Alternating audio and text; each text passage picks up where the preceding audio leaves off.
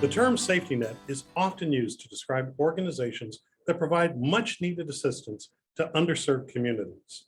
El Concilio provides the San Joaquin Central Valley with services ranging from job readiness to family wellness. Its CEO, Jose Rodriguez, joins us today to share the stories of the people they have touched and the work yet to come. Jose, how have the needs of the community today impacted El Concilio's growth from its original mission of helping migrant farm workers? Well, I think good morning, Scott. Thank you. The Concilio has really grown to, I think, a lot to meet the needs of the community. One of the things that we have learned is that the community in the Central Valley has a lot of needs when it comes to childcare, access to quality healthcare, access to financial services, access to a quality education. There's just a lot of needs in the Central Valley. I know that when people think of California, they think it's the Golden State, but within the Golden State, we have families that are still struggling to be able to achieve the American dream. And so what we've been able to do is grow our services to be able to meet the needs of the community as time has progressed. And obviously that explosion has been huge because you touch so many different aspects of life within the Central Valley. I'm curious though, your work with farm workers and migrants, have the issues changed there, or do those issues even still rise to the top of the priority list? You know, I'd like to say that we have made some progress in terms of farm workers and the way that their work conditions are. I know that the state is more cognizant about work periods and the heat stroke and things like that. But, you know, as far as I'm concerned, the quality of the work environment has maybe improved just a little bit. But, you know, many of the conditions that they have experienced when we were working in the fields still exist in terms of the quality of the pay, you know, the pesticides and the things that farm workers are exposed to. So while people are more cognizant and more sensitive to the needs of farm workers, I would say that the progress that we made in terms of their quality of work environment, their quality of their pay, the quality of their working conditions really hasn't improved all that much. Expanding beyond that, who is it that El Concilio serves today? You know, we started originally, as you mentioned, serving farm workers and immigrant community. But one of the things that has transcended over the course of time is that we've grown to serve just about anyone who really is looking to improve their quality of life. We understand that there are people who may not, for example, have had the opportunity to finish high school. So we have a GED program. We understand that there may have been people who did not have the opportunity to receive an education. So we have a literacy program to teach them to read and write. We understand that there may be people who want to learn English. And so we have an ESL program. There may be people who want vocational training. So we offer that. And right now during the pandemic, we know that there's a lot of families that need emergency rental assistance. So we're providing rental assistance to the city of Stockton and the county of San Joaquin County. So we know that there's a lot of needs in the community, and we're just trying to serve them over the course of time to really anyone who's willing to come through our door and ask for the services. How is it that the people that you help typically find you? Well, I would say the number one way is word of mouth, in the sense that if we're able to help somebody and we help them well, generally they're bound to tell at least 10 other people that if they need help, they're welcome to come to El Concilio. Another way is through this opportunity that I have to speak with you about the work that we're doing. People will see it, they'll refer their friends, families over to the agency, through employers, through government agencies, through news media, social media. And really word of mouth is the biggest way that we hear. But there's a lot of avenues from which people hear about us, depending on their need. You know, for example, I mentioned we have a lot of different programs. We have childcare. We have a van transportation program. And so if someone uses one of those services and they had a really good experience, they're more than likely to tell 10 other people. And that's generally how we get our referrals. I noticed that one of the large areas of focus you have is related to immigration services. At this moment, where is the greatest demand for immigration services and what is it focused on? You know, to me, the greatest demand that we're seeing, or the greatest need, is just providing people the correct information regarding the immigration process. Because under the last administration, there was a lot of roadblocks that was placed on individuals going through the process, so that they have to jump a lot more hoops. And so some of the opportunities for them to be able to get relief have been closed. And what we try to do is provide them the correct information so that no one will take advantage of them and offer them a false hope. For example, if someone has no avenue to be able to get the relief that they're looking for. We want them to know, because there's unlikely someone who's going to come to say, for $3,000, $5,000, pay me and I'll help you navigate that system. When the reality is there's nothing for them to navigate. So one of the things that we see is that we have to go out and provide people the correct information regarding the immigration process and letting them know what few avenues there are right now to be able to get relief. And so that's, I see the biggest need that we're able to provide, because as I mentioned, just the opportunities that folks had to get some type of relief through the immigration process have really been narrowed. You're in a lot of the rooms where leadership decisions are made throughout the region and beyond.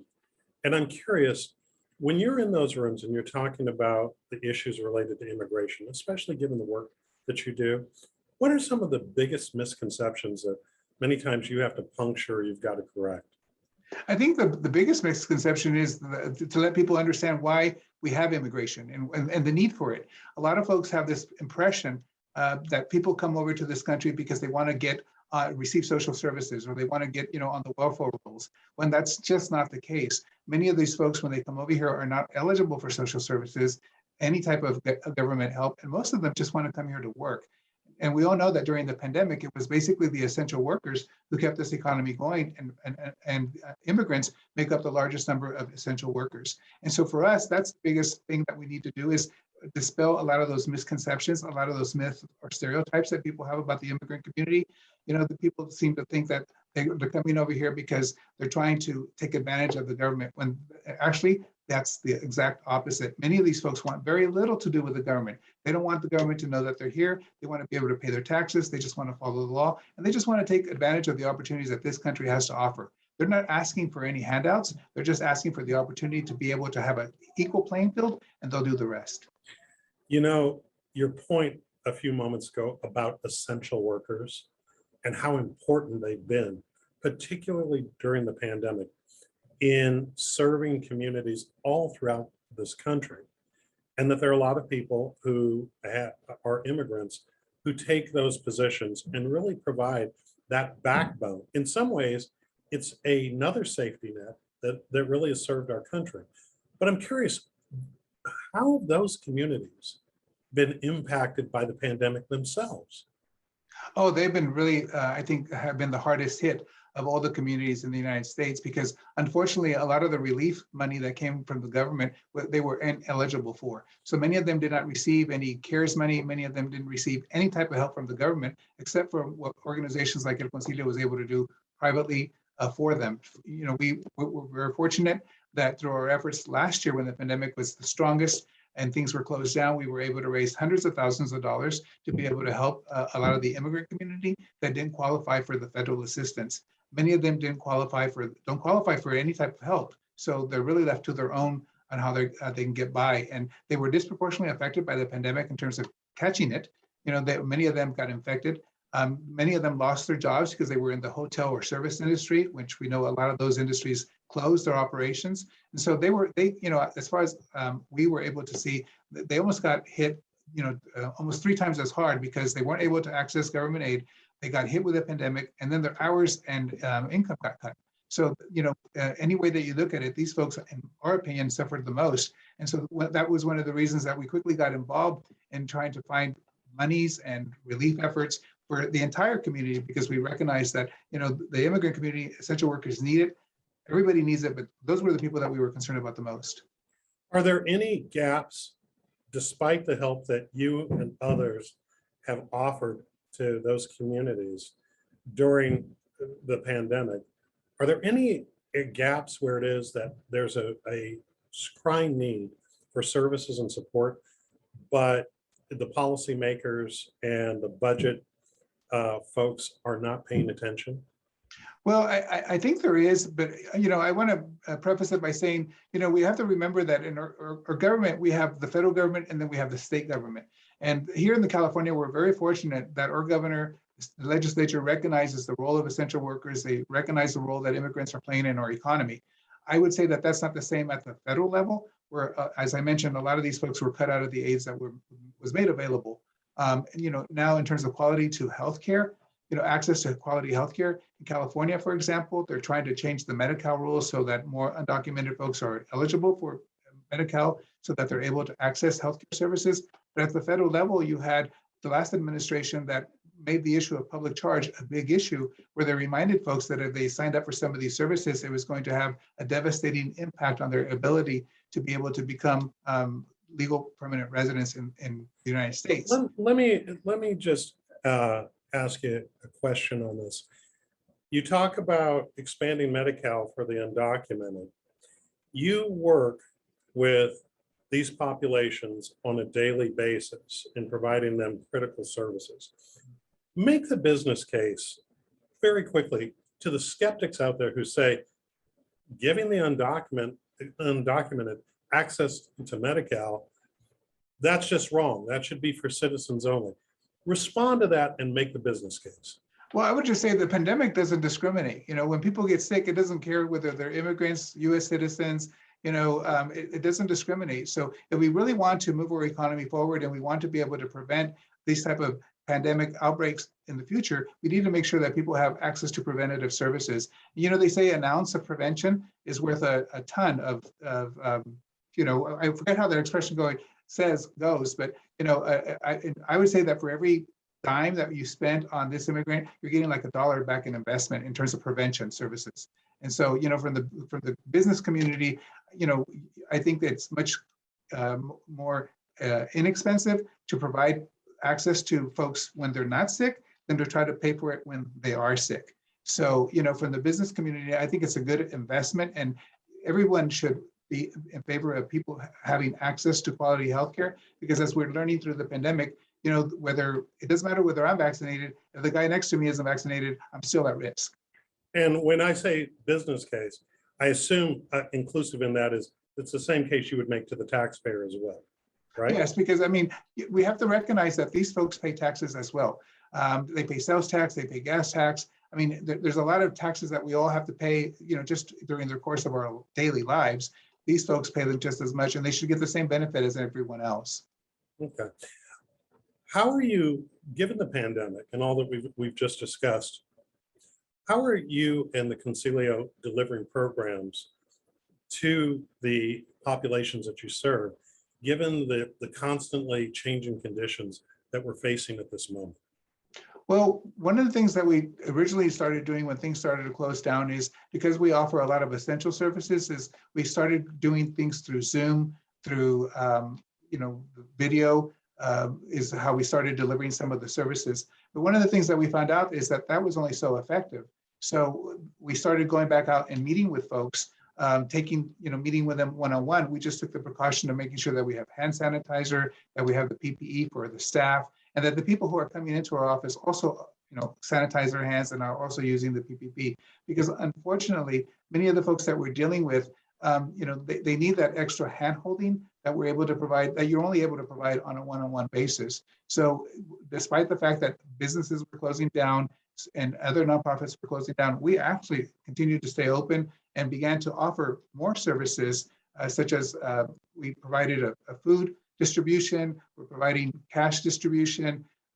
We started then holding clinics so that people can come get tested. And right now we're doing door-to-door outreach to remind people to get vaccinated. And we're doing vaccination clinics in different locations throughout the community. So for example, on the weekends, we're at the flea market. Yesterday, we had a tacos for vaccines event where we worked with a local taco truck where they were giving away free tacos to everyone who came and got vaccinated. So, you know, one of the things that we realize is that we can't wait for people to come to us. We need to go to them where they are, because despite the fact that, you know, we live in a community where there may be public transportation, this is still pretty much a rural part of California where the public transportation isn't as readily available for folks. And sometimes a family's, the main bread earner takes the only vehicle that they have. So sometimes families are very isolated in, you know, certain pockets of the community. So we recognize that we need to go out to them. And so that's what we've tried to do during the pandemic, is meet them where they are to deliver the services that we know that they desperately need. And, you know, there's a lot of folks that have suffered through the pandemic, but are, you know, putting a stiff upper lip and trying not to ask for help because, again, of the public charge issue, where they feel that if they get some aid, someone is later going to use that against them. And our job is to let them know that, no, that's not the case. We're in this together. Please accept this because, you know, we want you to have a better quality of life. You said meet people where they are. One of the areas that I know the organization focuses on is successful formerly incarcerated people reentry into society. What are the challenges to meeting these people who are getting out of the correctional system, meeting them where they are in order for them to be successful in never going back? Well, part of the challenge for these folks is that when they come out of jail or prison, they're not necessarily being dropped off in the community that they're familiar with. So they may be dropped off, they may be coming out of jail in Stockton, but they used to live, for example, in San Francisco or Los Angeles. So they don't know where to access services here. They don't know where the support is. And so what we try to do is meet them as they're coming out of jail, literally, 20 days, 30 days before we know that they have a release date. We start working with them, reaching out to them, letting them know we're here. We're going to sign you up for these services so that when you get out, your Medi-Cal is already in place and you don't have to wait 30 days to sign up for it after you get out. So we're actually going to the jails and meeting them there, letting them know that when they come out, this is where we are and this is what we have to offer. And we have, as an organization, vans. So we have to pick them up when they come out of jail to bring them back to our office. We do that. And then once they get here, we try to do an assessment of what is it they need. Do they need housing? Do they need support services? Do they need a job? Some of them come out, and they don't have a driver's license. How do you expect to get a job and be able to find housing if you don't even have a way to identify yourself? So the first thing that we do is get them a driver's license. We'll pay the fee, sign them up, make an appointment, get them to DMV, get them the driver's license. If they don't, Jose, where are we failing as California, as a society, in helping people to successfully transition? Because when you say something like that, it seems so illogical not to have systems and practices in place to address that. What the heck is going on here? Well, I think a lot of it is the mentality that people will come to us, put up the building, and they'll come to you rather than, again, you meeting them where they are. And so, and as we're talking right now, something as basic as having an identification or driver's license, you would think that's right. It's logical that most people think it's just logical that everyone would have one, not understanding that sometimes because of different circumstances, people don't. They may have lost it. They may have been homeless. Someone may have stolen it. The police may have taken it away because they, for whatever reason, when they took away their possessions, it got lost. But what we know is that in order for them to be able to go forward, they're going to need it. So again, we do an assessment, try to figure out what it is they need, and then try to meet those needs on a one-on-one basis. And sometimes it could be a toothbrush, it could be toiletries, it could be clothing that they need, just to be able to sustain themselves until they're able to get the next service. If you were sitting in front of Governor Newsom right now, and right now he's pretty receptive to new ideas, and you were asking him, or he asked you to share 2 or 3 things that would make a meaningful difference in helping to reduce recidivism for people who are incarcerated transitioning back into society, what 3 directions would you give him?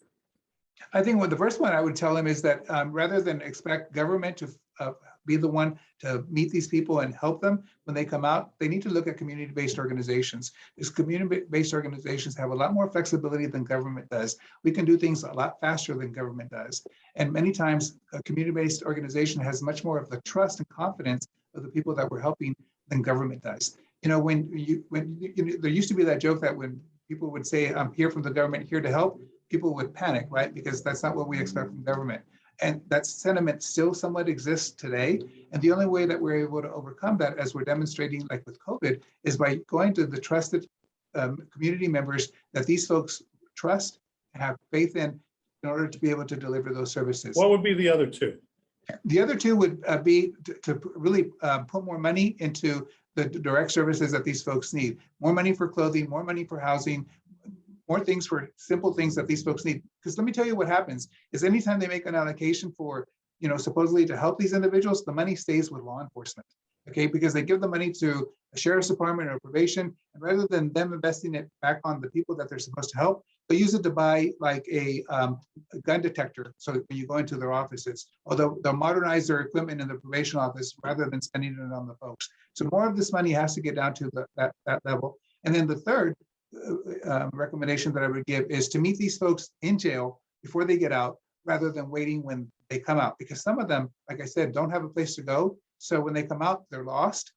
They don't have an address, so you have no place to go find them if you're the agency that or the organization that wants to help them. It's just sometimes when they come out, tracking them is the challenge.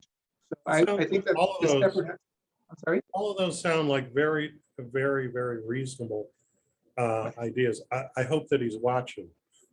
But to move, but I wanted to ask you, one of the other areas that crosses not just people who are transitioning back into society from incarceration, but really affects the spectrum of people within society, has to do with mental and behavioral health issues. You all have Yes. made a big focus on this, ranging everything from adult services to senior services.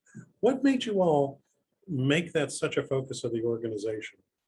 Well, I have to tell you that when I first started at the organization about 25 years ago, one of the first things that we did is we noticed is that there were a lot of people, Hispanic, Spanish-speaking people, who had mental health issues but did not know where to go, did not know where to access services. So one of the things that we did is we worked with the University of Pacific to put together a survey so that we were able to go door to door, and we knocked on about 10,000 households in South Stockton, which has a large Hispanic population. And we did a survey asking folks questions about, about mental health, how much they knew, if they knew where to access services, what do they do, when they have these issues. And what we found out is that there was a tremendous amount of need.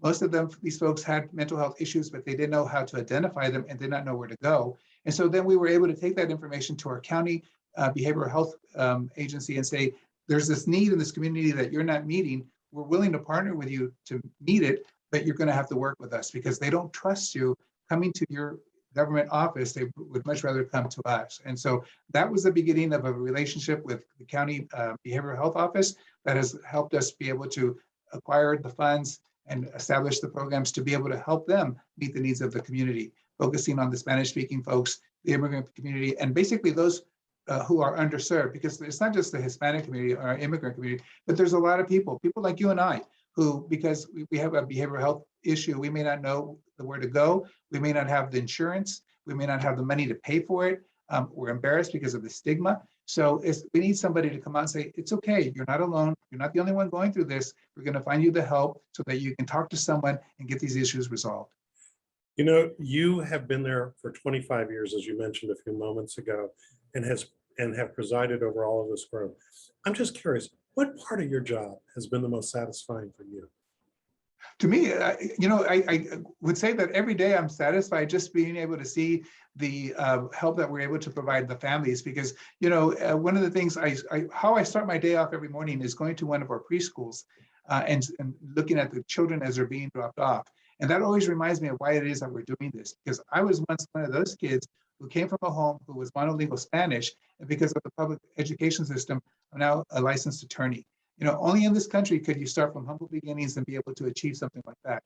And so I just want to make sure that in what we do, we're able to create those opportunities for all those families and all those who trust us and bring their children to us. In our early childhood education programs, our preschool programs, we have over 700 children that come to us on a yearly basis. And to me, I see them as future lawyers, future attorneys, future accountants, future people who are going to be contributing to this community. And that's where I get my satisfaction, is knowing that we're helping these people one family at a time.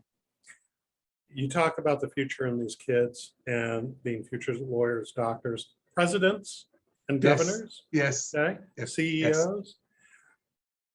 What is the next big area that you're looking at from a visionary standpoint and you're seeking to make an impact?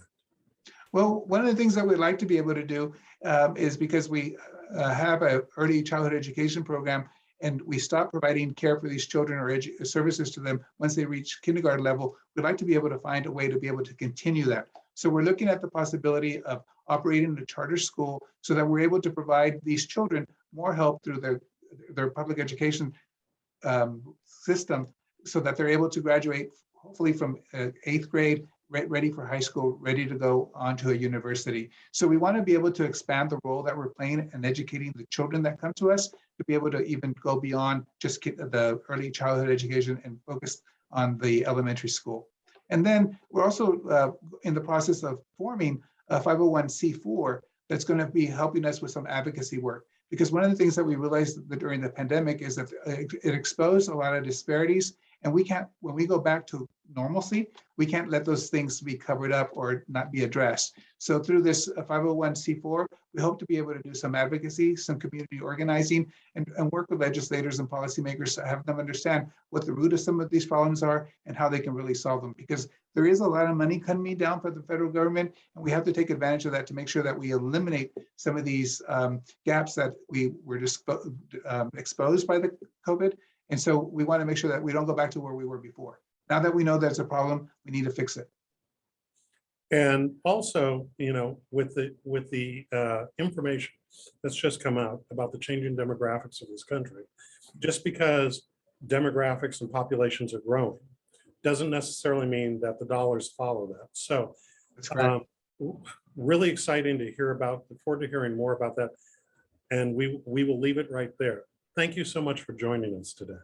Thank you so much for having me here today, Scott. I really enjoyed the opportunity just to be able to talk a little bit about what we're doing at El Concilio and hopefully get more people familiar with our work.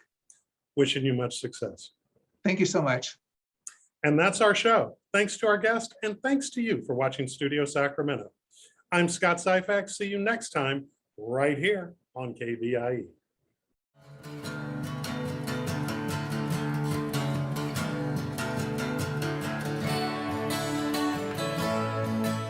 All episodes of Studio Sacramento, along with other KVIE programs, are available to watch online at kvie.org/video.